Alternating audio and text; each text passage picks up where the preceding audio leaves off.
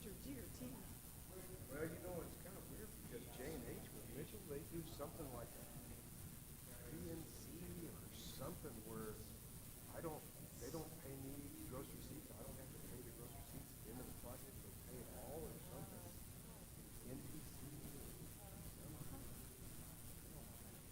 Because I first sent it to them and the first one they came back, well, we don't pay gross receipts. I said, what do you mean you don't pay gross receipts? I pay gross receipts.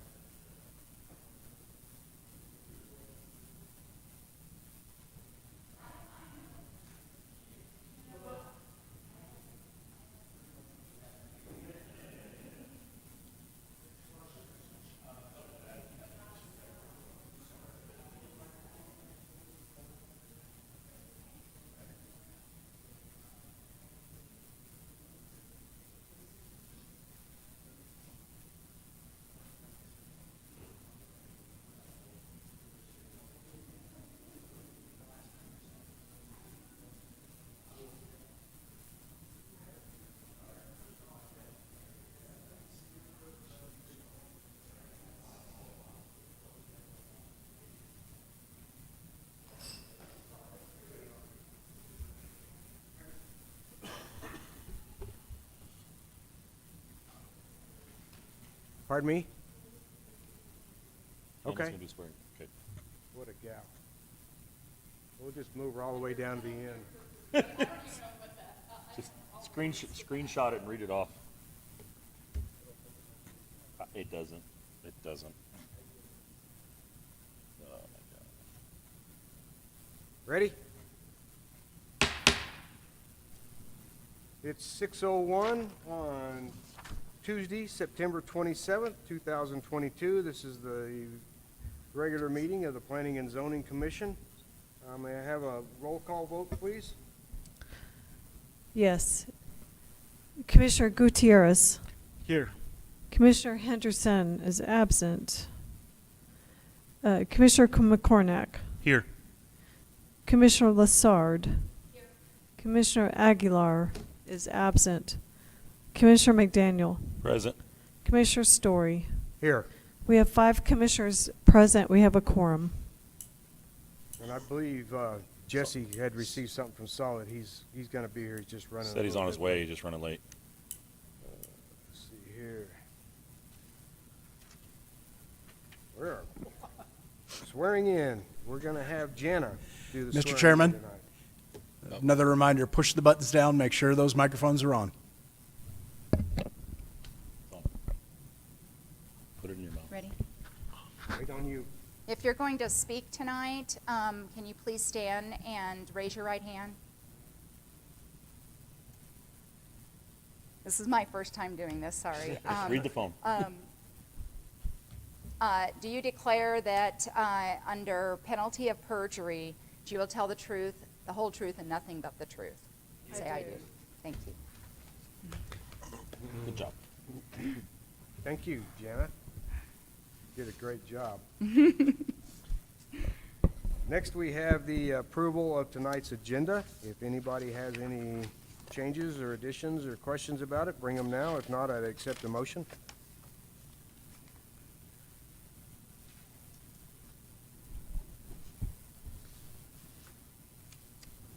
Is mine not working?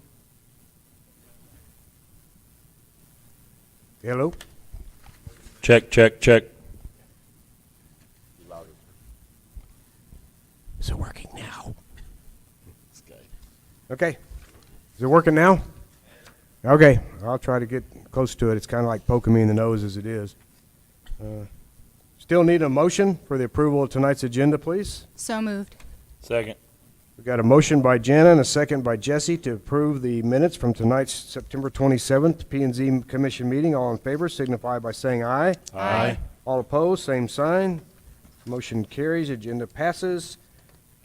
Next, we have on the agenda the approval of the minutes from the last month's meeting which took place on August 30th, 2022. If I could have a motion to approve the minutes unless there's changes or deletions, please. I'd like to make a motion to approve the minutes from the August 30th, 2022 Planning and Zoning Commission meeting. Second.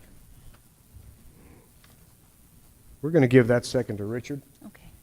Got a motion by Jesse and a second by Richard to approve the minutes from the August 30th, 2022 meeting. All in favor signify by saying aye. Aye. Any opposed? Same sign.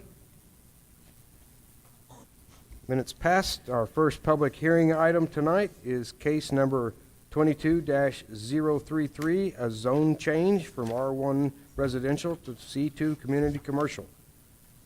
Could I have a motion to waive the reading of the finding of facts and land use and zoning considerations? Let the record reflect, too, that Commissioner Aguilar just entered the building. A motion to waive the reading of the finding of facts and land use and zoning considerations. So moved. Second. We got a motion by Jesse. by what's your name? Second? Jesse. Second, McDaniel. Got a motion by Jesse and a second by James. Is that you? Yep. To waive the reading of the finding of the facts and land use and zoning considerations for case 22033. All in favor signify by saying aye. Aye. Any opposed? Same sign. Okay. Meredith, you're up.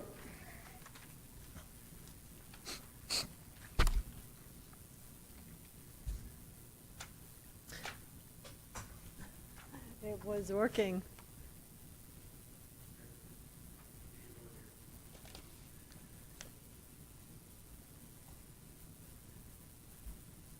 Speak a little louder in your microphone, maybe it'll work.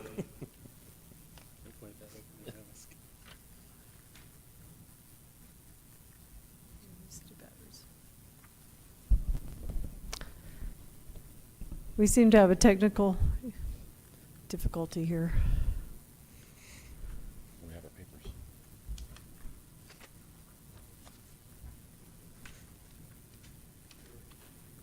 There we go. There it goes.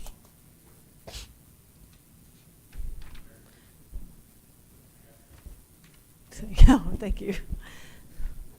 Good evening, Chair Story Commissioners.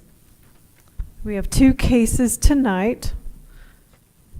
The first case is case number 22-033-ZOC, ZOC, for a zone change, a request for a zone change from R1 residential to C2 community commercial at property to be addressed as 201 East Tierra Berenda Drive. That's up on North Main Street. This property is surrounded by R1 zoning, and it has C2 commercial contiguous into the west. The R1 zoning is all vacant, undeveloped land at this point. So here's a map, assessor map of the property. Just on the north side of Tierra Berenda Drive, which is undeveloped at this time and contiguous to some developed commercial land. You can see the zoning map too, where it shows commercial all on the west.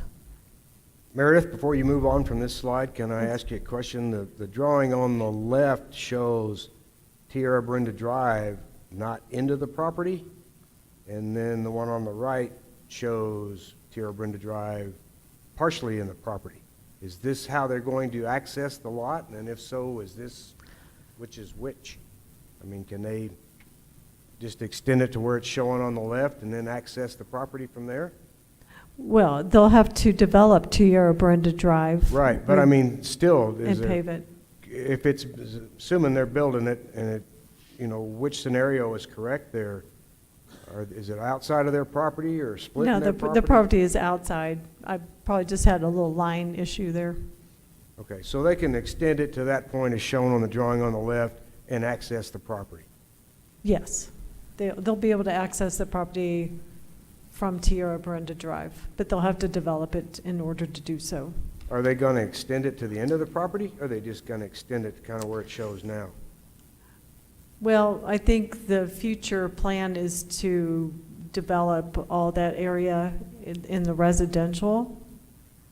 So Tierra Berenda Drive will have to be developed to access, to open up the possibility for development for the rest of the R1. Mr. Chairman, a lot of it will have to do is what their access is at their driveways. They're gonna have to develop a little bit past their access, ingress and egress. So if they had something coming off the east side of what I would consider probably the rear of the building, they'd have to extend. That is Here. correct. That is Okay. correct.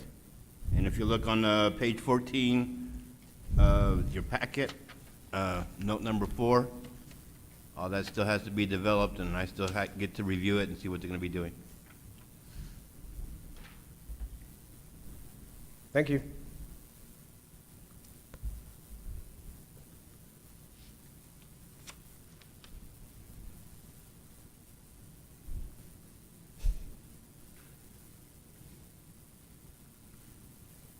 Must be me.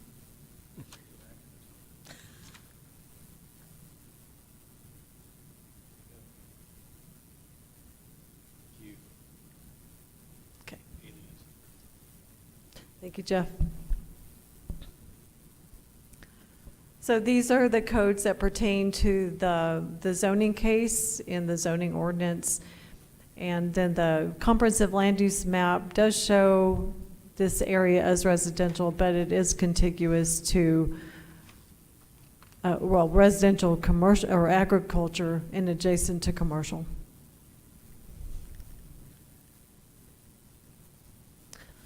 So here's some staff photos and a Google Earth Street View of the property and the entrance to Tierra Brenda. The top is the property under consideration for the zone change. It is east of Kids Care Family Dental.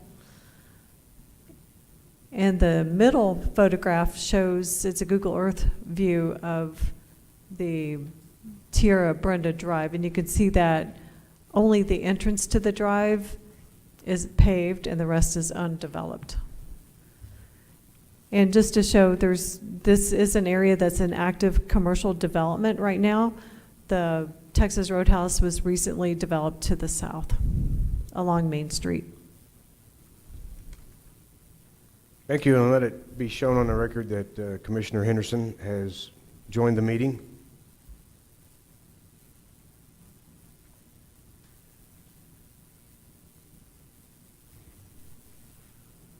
I apologize. Being late. You're okay. This staff photo shows the nearest residential. It's over 200 feet away. It has an alley also, so we're seeing the backside of the houses. Those houses front on Mission Arch. As of tonight, I've received 0 written protests and only 1 inquiry.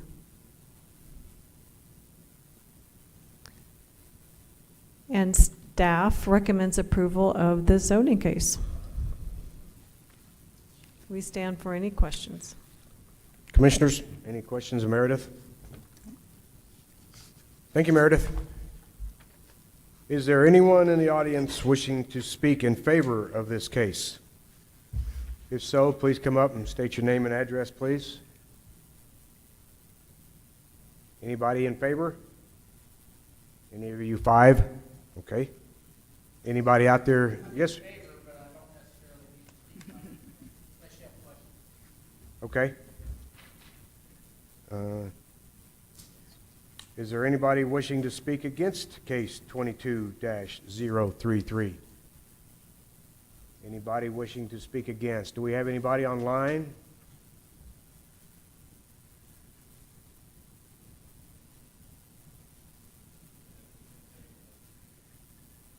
Okay. Any commissioners? Any comments, questions of staff, of the gentleman in the audience that's willing to speak? But if none, I would accept the motion.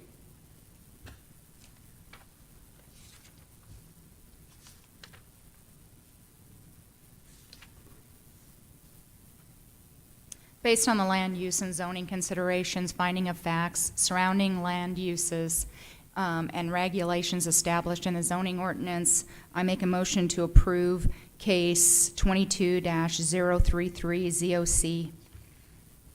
Second. Got a motion by second by, golly, I'm having a little trouble here. Motion by Jana and a second by Saul. We'll give that one to Saul to approve case number 22-033. All those in favor signify by saying aye. Aye. Any opposed? Same sign. Oh, well, that was Richard? Oh, never mind. We have a second by Richard, not Saul.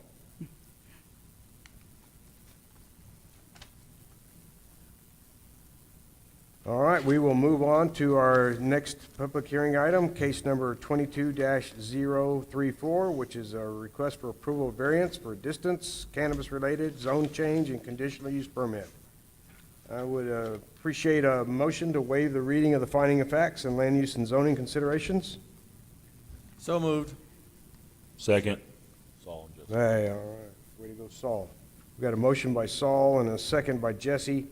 Right that time.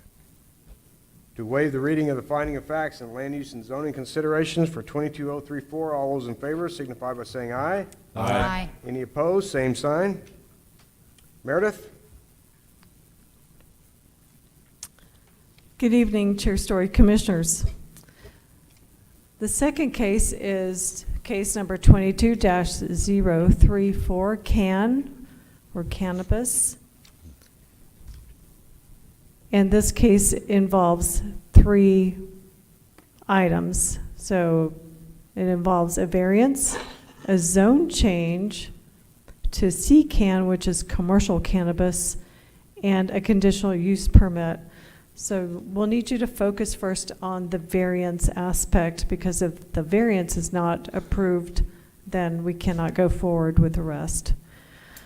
But you can make one motion for everything, so. And as a reminder, this case will also be forwarded to the City Council for final decision.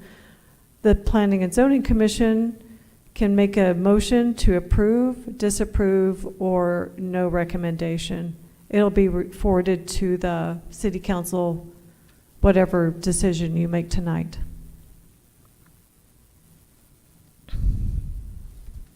This property is at 2303 North Main Street. It's just north of the Roswell Daily Record. This is a brand new building, and it's still being built out on the inside. This will be a tenant space in this building. This is the Cass Plaza. And this is a request for a variance, a zone change to CCAN, and a conditional use permit to operate an adult use recreational and medical retail cannabis establishment at this location, 2303 North Main Street, Suite 102.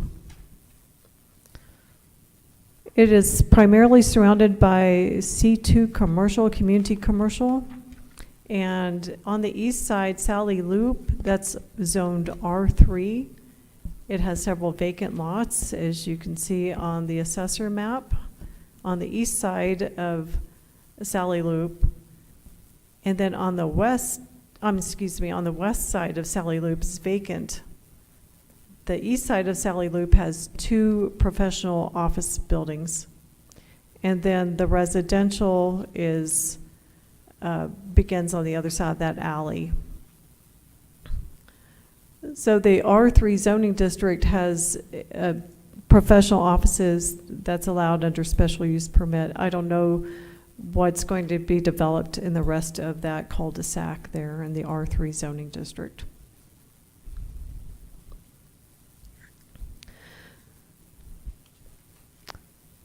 So the Dreams Dispensary is the applicant for this zoning case. And on April 5th, 2022, the State of New Mexico's Regulation and Licensing Department and Cannabis Control Division issued a vertically integrated cannabis establishment advice retailer license to FCI of New Mexico, which is doing business as Dreams.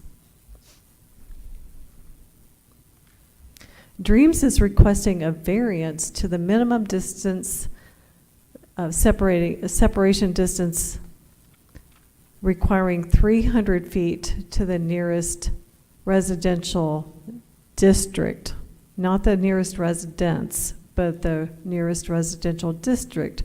The R3 district is contiguous to the property on the south side, and then there's a little alley that separates the north side of the property from the rest of that subdivision around Sally Loop. The nearest house, that's an existing house, is 345 feet away, but the district is 300 feet, or discontiguous, it's within the 300 feet. So the nearest zoning district residential is contiguous. So that's the variance request.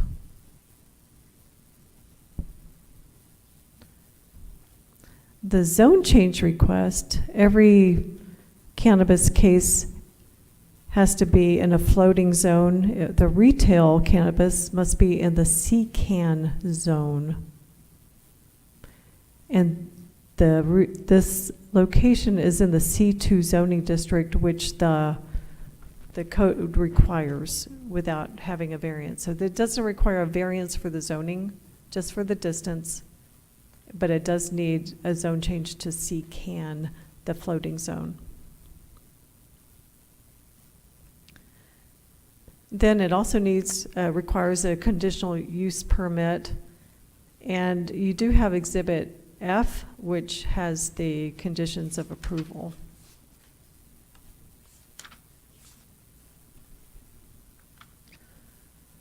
The Dreams Dispensary did provide these items that is required, including the Vice retailer license, the background information, business and operational plan, safety plan, security plan, civil site plan, ingress egress plan, and the odor mitigation plan. They also provided distance maps showing distances from other cannabis operations and hospitals. And then also a letter from the state of New Mexico approving the articles of organization. The Dreams has not yet applied for the commercial business license, but they'll have to do that with the city, and I've not received their signage plan yet from their contractor. But those don't need to be with us today for this to proceed.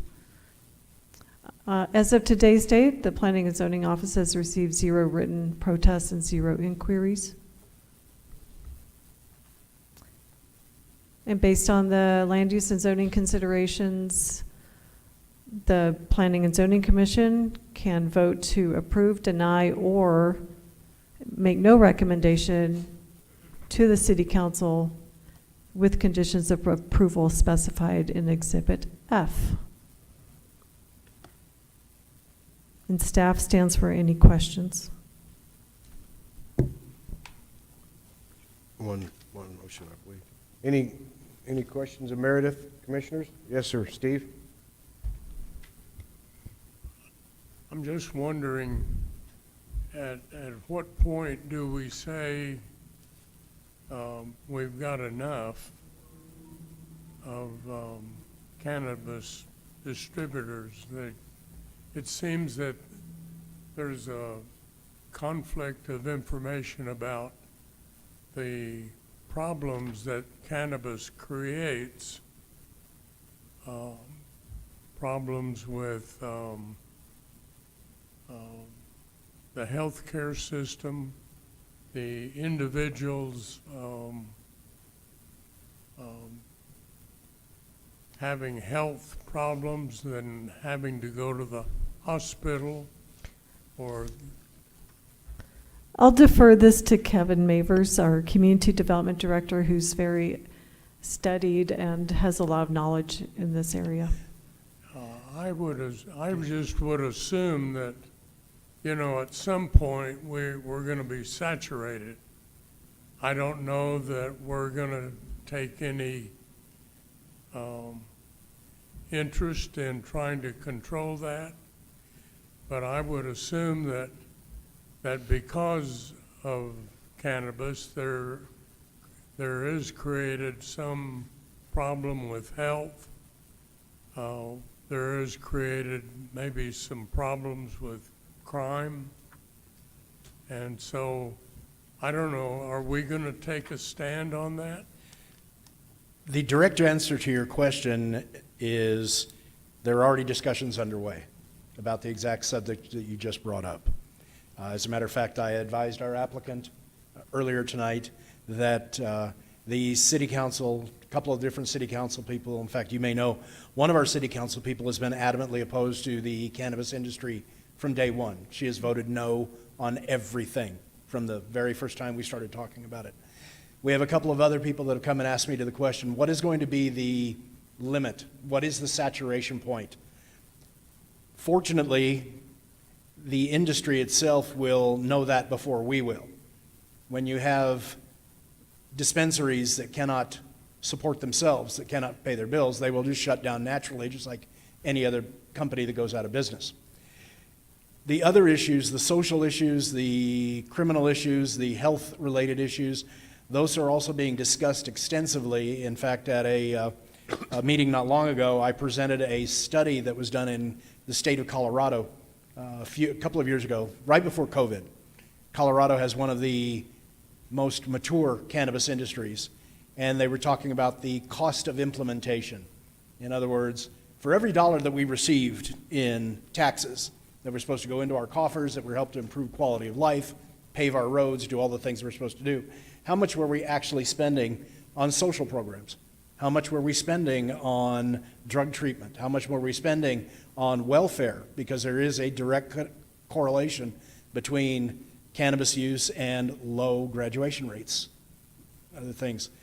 All of those things are being taken into consideration, and in fact, I will be speaking at the New Mexico chapter of the American Planning Association, the conference coming up at the end of October, and I will be chairing a panel just to discuss all of these things that you just brought up, sir.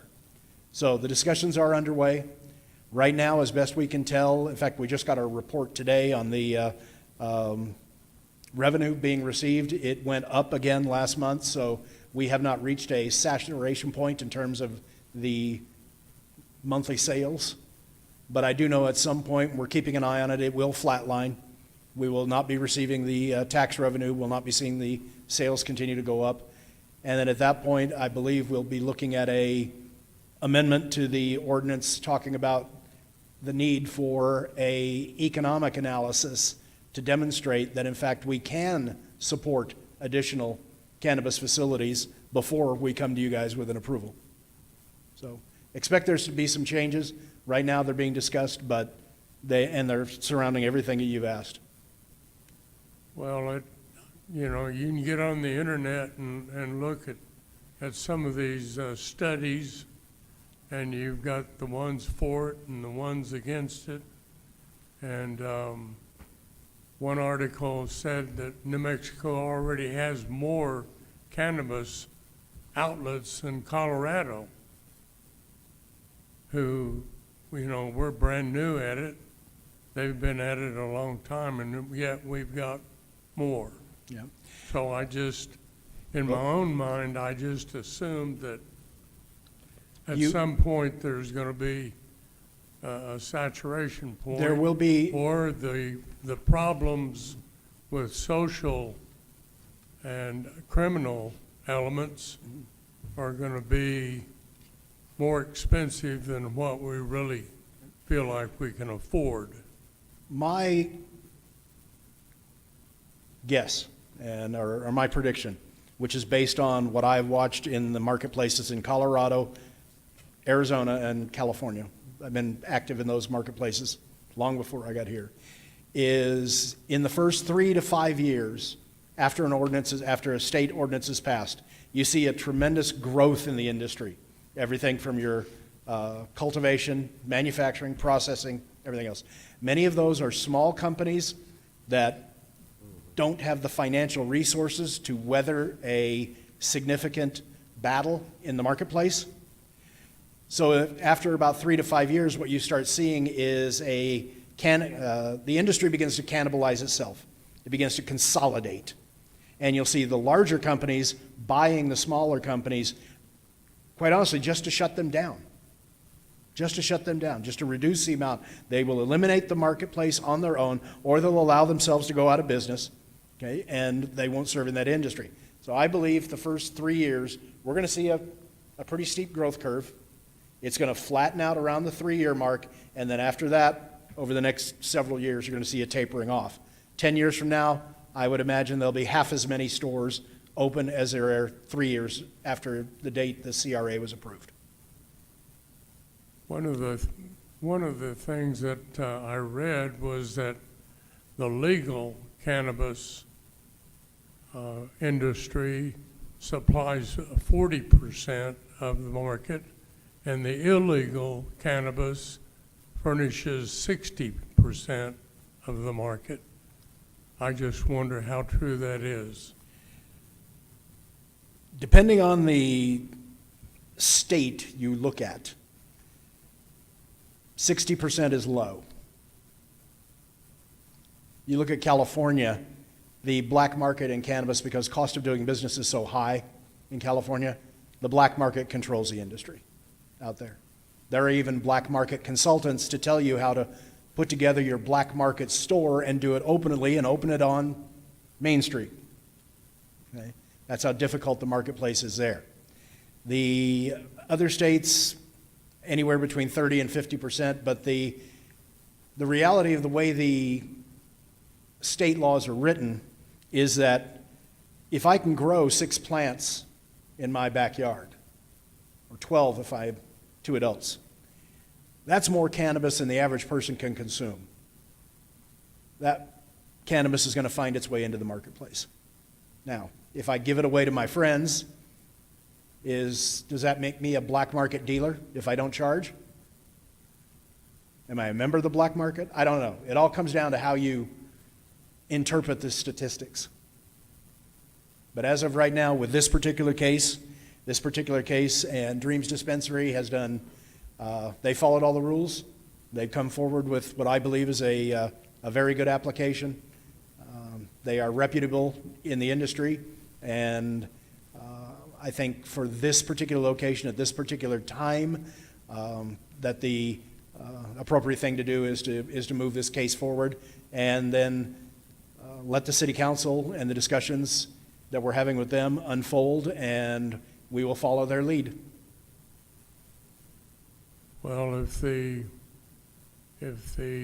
legitimate vendors only amount to 40% or less, as you have mentioned, that is a real concern. Then you wonder why we even fool with this. Just let everybody market it as they want and do away with the control. Well, unfortunately, the black market exists everywhere. Part of the reason the excise taxes and other taxes are so high on cannabis is to support the activities by the state to find and shut down black market grows, black market dispensaries. We have to rely on what they are planning to do, at least at this point. Obviously, if we find anyone in the black market, anybody operating, as a matter of fact, I stopped into a shop the other day that we'd gotten a report that they were selling cannabis clones. Okay? I am happy to report that the information that I received was inaccurate, but our own code enforcement team is out there keeping an eye on things. We are following up on every report that we hear, but the industry's not going to narc on itself. I put in a call to the hospital today, but to ask the question, have they experienced an uptick in health incidents with cannabis? But I don't have an answer. They didn't return my call yet. Well, one of the people we worked with when we put together the cannabis ordinance, and one of the reasons we followed up immediately with an amendment to our smoking ordinance, our Clean Air Act, was the La Casa, the public health group. They provided us with a lot of data on the information. Our biggest concern right now continues to be, and all the legitimate retailers are very, very good about ensuring that the product only gets sold to adults. Unfortunately, sometimes those adults are not very responsible when they get home about where they keep it. And also, unfortunately, many of the products that are being sold in these dispensaries resemble candy and other things that are very appealing to children.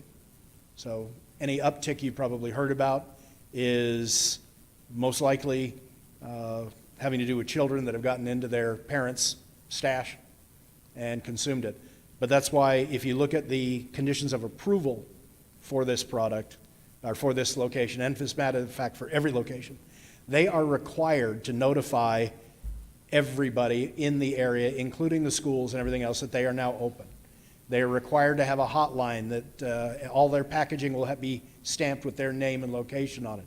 If they come across anyone who has had an adverse reaction to cannabis consumption, if they've got the package right there, they know who to call, where to get the information. All of our hospitals are prepared to deal with it.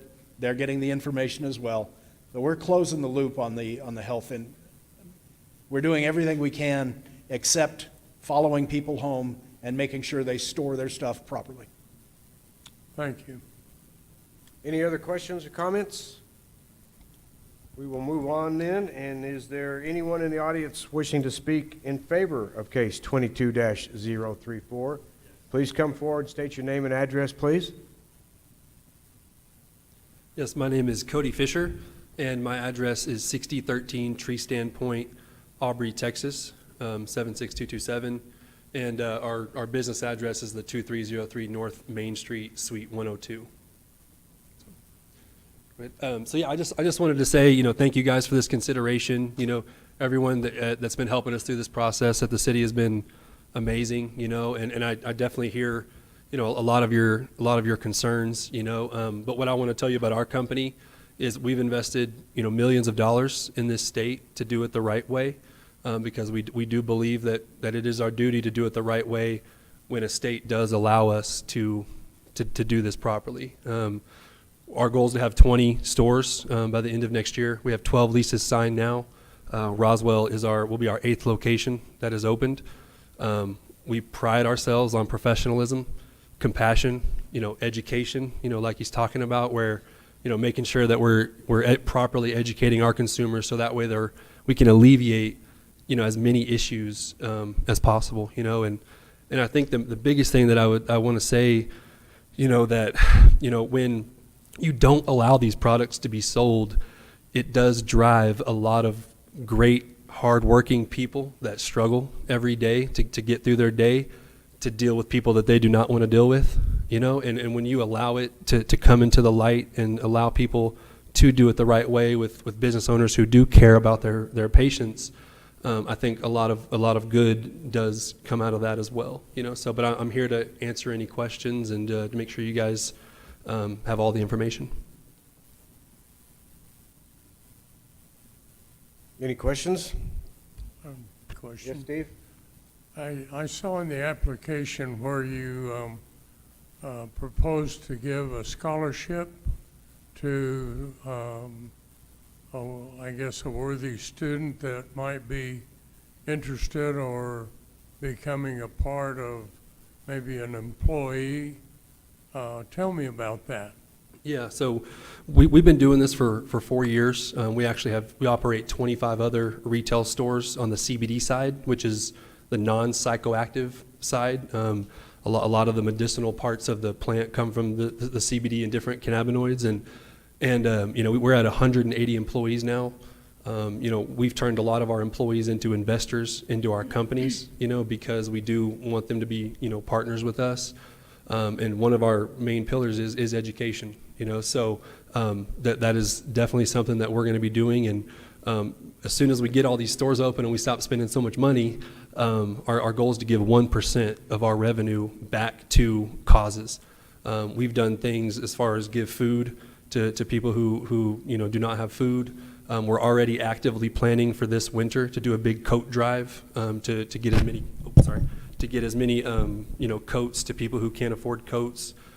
So what you'll find from Dreams Dispensary is we give back to the community, and that's been one of our mottos since day one. Is focus on the guest, focus on the patient, focus on our teammates. And our business will thrive. So yeah, we will definitely be given scholarships, and we also award percentages of shares in our company to employees as well. Thank you. Any other questions? Thank you, sir. Thank you. Anybody else in the audience wishing to speak in favor of this case? Last chance. Anybody else in favor? Being none, anybody wishing to speak in opposition of this case? Yes, sir. Please come forward. State your name and address, please.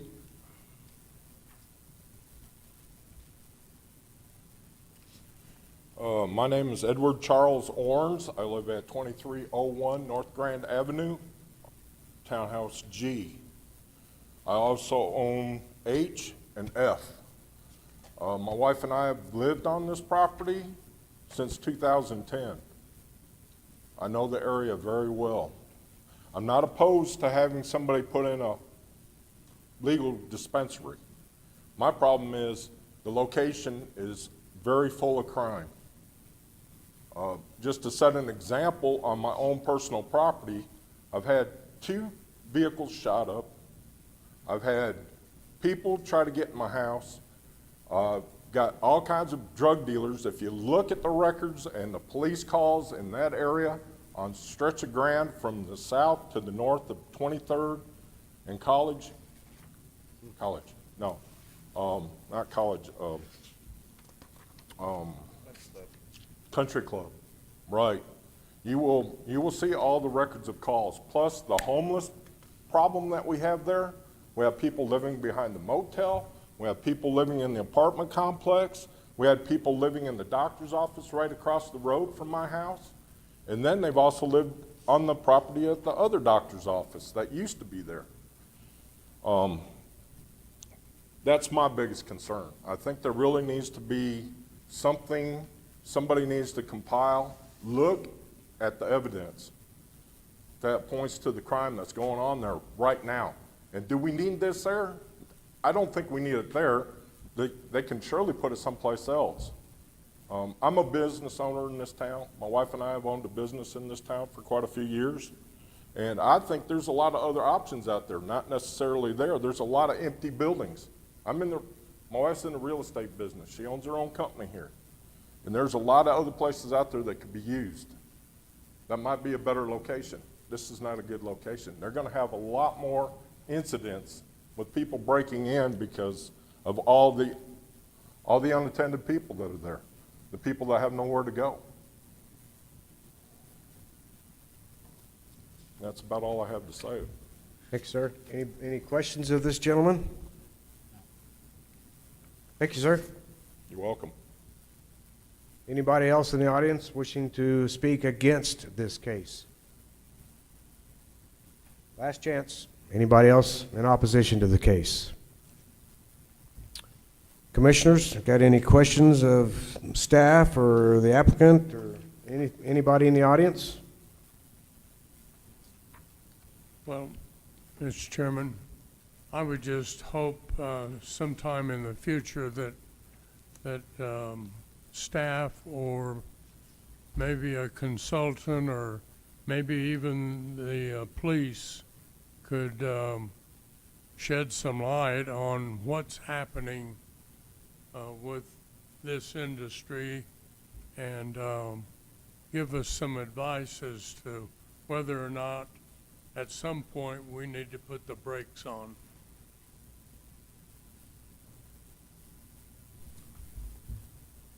Kevin, anybody out there with the city? Sure. Did you sign in? I did. You did? Come forward, please. State your name and address, please, for the record. My name is Keith Nally, 821 East 5th Street, Roswell, 88201. I don't necessarily like, that crime comes with, different sorts of drugs and stuff like that. But if we're going to entertain stuff like this, it's legal now, I would just as soon it be out on Front Street, right where everybody can see what's going on, where it's at, versus off, in a behind off of Main Street somewhere, wherever, the derelict buildings are or whatever that somebody else is talking about them moving to. I would prefer the business of like that to be right out on Main Street. I would. If we're going to have it, I want to see where it is and what's going on, and that's just how I feel about it. Okay, thank you. Okay. Sir, yes, sir. I had a question for you, too, or a comment for you when you get back up there. To follow his little line of thought, there's a lot of vacant buildings, commercial buildings on Main Street that people aren't looking at. This building I just built, there's 2 more up the road that are, they're half full or barely full. So I don't understand why it's so important to be in that location. Well, and that would probably be up to them why they choose that location. There are stipulations in our ordinances about locations where they can be on Main Street or I various understand places that. like that. So it's not like they can just flop up there anywhere. But, I I would, understand that. regardless of what we approve or disapprove this evening, it does go to the city council. We don't have the final say. And I think regardless, you know, if we approve it, you should probably go talk to them. And if nothing else, you need to, you know, I think the crime situation up there needs to be addressed with another committee, one of the council committees. I don't know which one it would be or something like that. I have talked with our mayor about it several times, so he's a fellow Elk at the Elks Lodge, so we talk quite often. But it's always because there's never enough police, never. So I can understand that too. I mean, there's a shortage.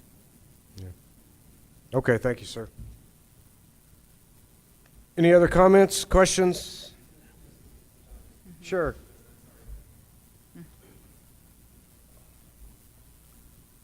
I just wanted to say, you know, we take security very, very seriously. Like I said, this will be our 7th or 8th location that's opening.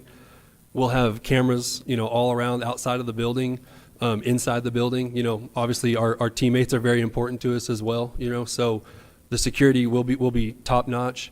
You know, and actually what we found is, you know, because we actually had another location that when we got in it, there was homeless people hanging around.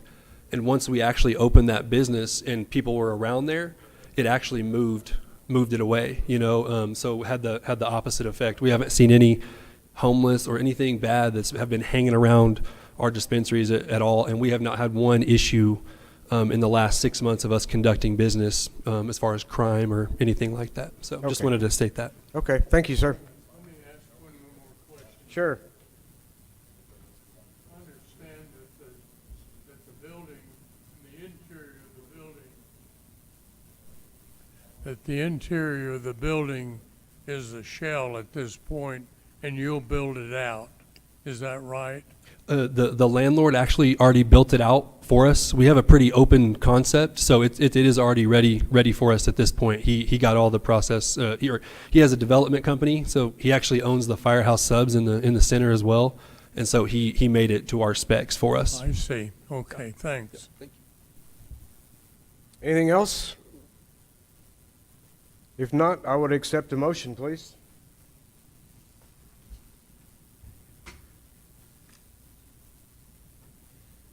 Based on land use and zoning considerations, findings of fact surrounding land uses and the regulations established in the zoning ordinance and Chapter 27 Municipal Code, I make a motion to recommend approval of zoning case 22-034 CAN to City Council, which includes a variance, zone change to CAN, and a conditional use permit with conditions of approval in Exhibit F. Second. We have a motion by Saul and a second by Jesse to approve case number 22-034. All those in favor signify by saying aye. Aye. All those opposed, same sign. No. So we have one, two, that was Steve in the opposition. Kevin, does the gentleman here, if he would like to protest that, does he still need to do that since it's going to go to city council? Does he need to file something with the city clerk or just show up at the council meeting? Okay, I'm sorry, sir. One more time with that question. If the gentleman wants to, and like Jesse just pointed out, it's not a yes or no from us, it's a recommendation of approval. Yeah, But does he need to, if he wants to appeal our decision, does he need to go to city clerk, or does he just need No, to show up at the council meeting? No, the recommendation at this point would be for Mr. Orange to show up on October 13th. I believe that's the next city council meeting, is October 13th. It's the second Tuesday of every month. This item will be on the agenda. Okay. In the meantime, I have given, we are well aware of the realities of the crime situation, especially property crime in Roswell. The thing to remember, of course, is that Mr. Orange said you've lived there since 2010. Yep. Okay. We've only been dealing with cannabis for 6 months. The issues were there long before this came along. This project, and in fact all the other ones as well, certainly haven't contributed to the problem in that area, and may have actually helped resolve it, because we are bringing some of the people out in the light. As Mr. Nally said, If we get it, people out in front, if they've got a legal place to buy, they're not doing deals in the back alleys, they're not looking to steal things in order to support their habit, they're not looking to do evil and vengeful things. But before, I gave Mr. Owens my business card. If he will send me an email, I'm going to put him in touch with Sergeant Grace Fresquez. Grace is running our Neighborhood Watch program now, and she has been expanding the influence of those groups, getting people to watch out for each other. We get a lot of activity on property crime almost every day, reports coming in from the neighbors in the neighborhoods. More and more people are getting involved, and ultimately that is the way we will deal with the property crime situation here in town, is when people get involved, when they see something, they say something, they call the police, they call code enforcement, they call whoever they need to call, and then we do our best to take immediate action. Okay. Thank you. We will move on from this case, and to our next item on the agenda is other business by Kevin. Hey, stay up there. All right. Mr. Chairman and Commissioners, what you have in front of you is a rough draft of the amended ordinance for our conditional use, for special use permits and conditional use permits.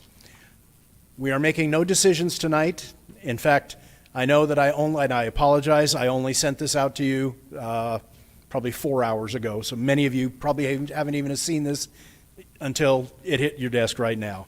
Okay? I limited this intentionally, that granted, yes, it is 8 pages of 12-point type, but I could have done a lot more. What I'm trying to do is to take things in bite-sized chunks so that so every month I will come forward with either a draft or a proposal for review and approval. In this particular case, right now, tonight, I'm coming to you with a draft. The intent is for me to go over it, just give you the high points. If you have any immediate questions, I'll do my best to answer them. But then, Commissioners, I'm afraid you have homework.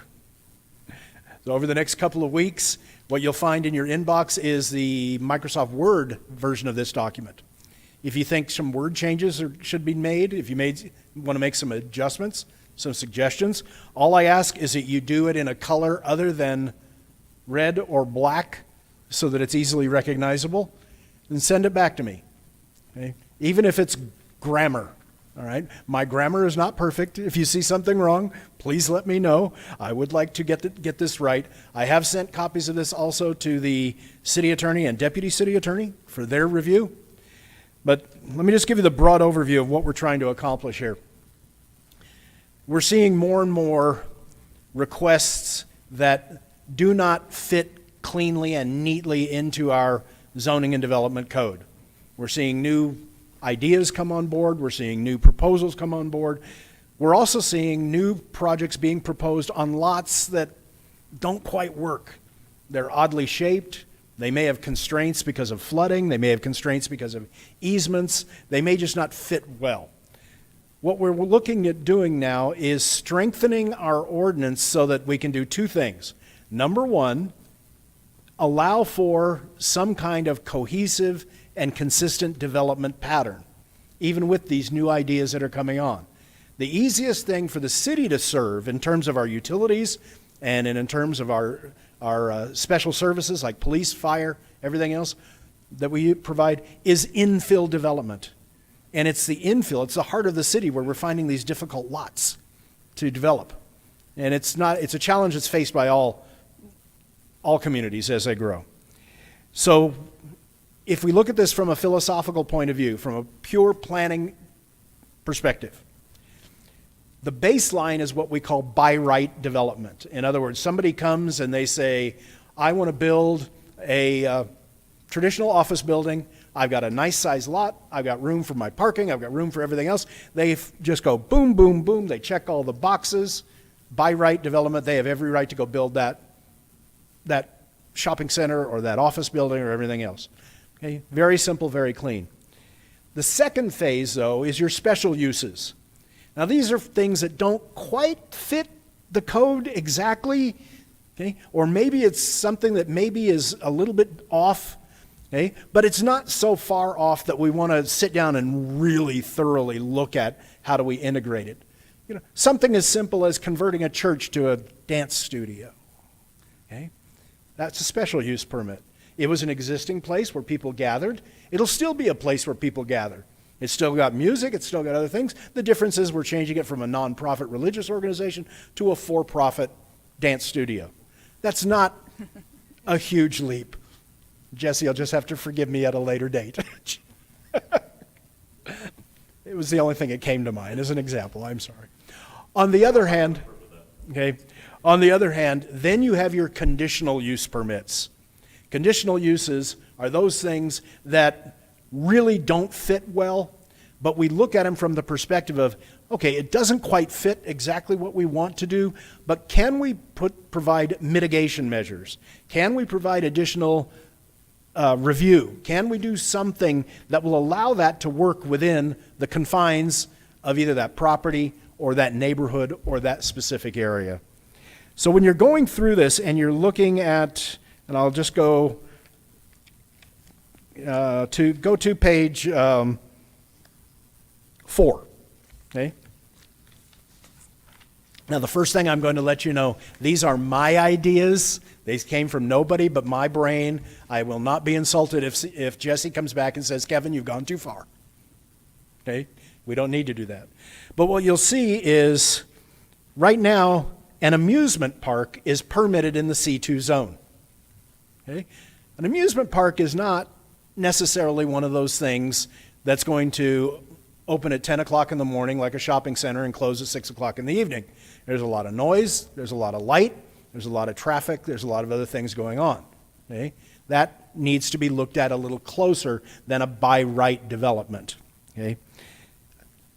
One of the things we needed to include, because we have concerns, again, about criminal activity in some of our massage parlors around town. I was asked by one of our city council members to take a look at what we could do to strengthen our code, but not inhibit some of the traditional uses. So what you'll see is I've modified athletic clubs and gyms because a lot of times you will have a massage therapist at an athletic club or gym. People get muscle sores and everything else. Okay? Including massage therapy as an ancillary use. If they want to have a gym and a massage therapist, great. If you want to have a medical facility, offices, chiropractors, massage therapy is a traditional part of chiropractic service. No problem as an ancillary use. But if you want to have a standalone massage parlor, those are the ones we have to take a little bit deeper look at. Those are the ones that we're having a little more problem, which is why on page 5, down at the bottom, C11 or C10, massage therapy establishments, those standalone facilities. That gives us the opportunity to make sure that the people that are coming forward with those applications are licensed massage therapists, that they have traditional hours of operation, that our zoning and code enforcement and building people can get into that building, take a look, make sure everything's done properly, but that is that additional level of scrutiny on those standalone facilities. So I went through with that thought in mind. Are there certain uses out there that just don't quite fit, or are there certain uses which may become or have the tendency to become a public nuisance, or could become a public nuisance, or a burden on the community? These are the things we need to take a harder look at. So when you start looking at page 4 and 5, and then beyond, take a look at those line items, and those are the things I really want your feedback on. Is this something, should airports, heliports, and landing fields require that additional level of scrutiny of a conditional use permit, or do you still want it in the special use permit category? Okay? But those are the kind of questions I'd like you to mull over the next couple of weeks. Okay? Have I gone too far? Are we asking too much? Okay? Or is it completely inappropriate? Maybe that line item should be stricken. Maybe an airport, heliport, and landing field should only be allowed in the, I2 zone, unless it's an ancillary use to a hospital. Then we got to discuss this conditional use permit. Okay? But those are the kind of things that we need to be thinking about as a planning and zoning staff, community development staff, and as a planning and zoning commission. I am working very, very closely right now with Main Street Roswell, with the EDC, and a couple of others, and they're coming to me every single day with, Kevin, what can I do, what, where? Okay?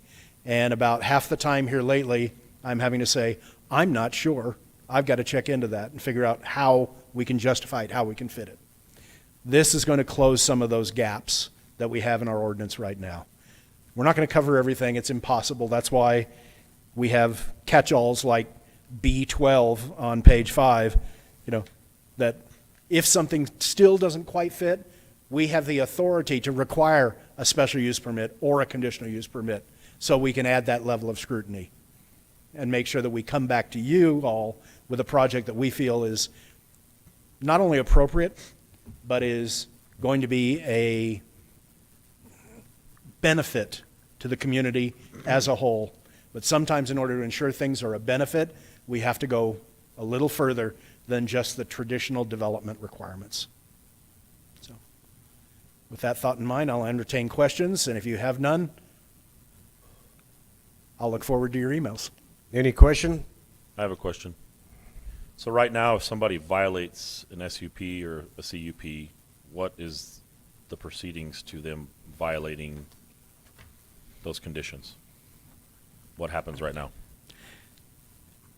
That answer can be found beginning on page 3. Okay? Right now, our current zoning and development code has absolutely no provisions for enforcement. None whatsoever. The Chapter 27, the Cannabis Act, does. Yeah. We built that in there right from the beginning. Right now, we have a problem with a couple of organizations out there, and we are truly stuck because we have no provisions for denial, suspension, revocation, or surrender. None. So what this will do for the community as a whole is if we have an ongoing challenge getting somebody to meet either their special development provisions or their conditional, their conditions of approval, okay? This gives us the ability to go back as a code enforcement action, not as a legal action, but as a code enforcement action, and say, Mr. Business Person, I'm very, very sorry, but you have failed to complete items X, Y, Z, and 3 of your conditions of approval or your special use provisions. You are in violation of your conditional use permit. Therefore, your business registration is now void, and we shut you down. So on a question there, would that be something that they would come back again to P&Z and try to reinstate their CUP? I would ask. I would hope, to take it Before away. that? To take it away, not I just be a would one-person hope decision. that Right. it never gets to that Yes, point. Yes. We have a staff, we have a team of people between code enforcement and our building inspectors, between the engineering department and myself and community development. We bend over backwards to help people find a way to fix the problems. Okay? We extend permit lengths. We monitor things. We even go to the point occasionally of issuing temporary certificates of occupancy so that people can get in, start working, and make some money, create the cash flow to keep things going. But when violations are continuous and pervasive, there are times we've just got to go and red tag people. Now, most of the time what happens is that really catches people's attention. And all of a sudden you see things start to move in the right direction. But as you all know from the number of condemnations and weed abatement things that we do every single month at the city council, there are some people that, for whatever reason, just refuse. Just refuse. And it's those people who just refuse that we have to have some kind of teeth in our ordinance so that we can deny these things. They have the ability to appeal. Of course, there's also the appeal in there. If they appeal and we're upheld on our side, they're shut down. Do they have the right to go back make corrective measures and then reapply? Of course they do. Every business owner has that right. Okay? But it will, I can guarantee you that probably you folks, as well as the city council, will review that new application with a skeptical eye. You know, it's awful that we have to make rules for the rule breakers, but that's the unfortunate reality. Thank you, Kevin. Anything else? Moving on, we're going to skip the public comments because we don't have any public. Anybody have any announcements? Yes. You pregnant? I'm just Or what? kidding. I'm I just thought kidding. maybe you I were wanted to pregnant or stretch it out something. a little longer. Oh. We're good. We're ready to go home too. Anything else, anybody? It is 7:07 and we are adjourned.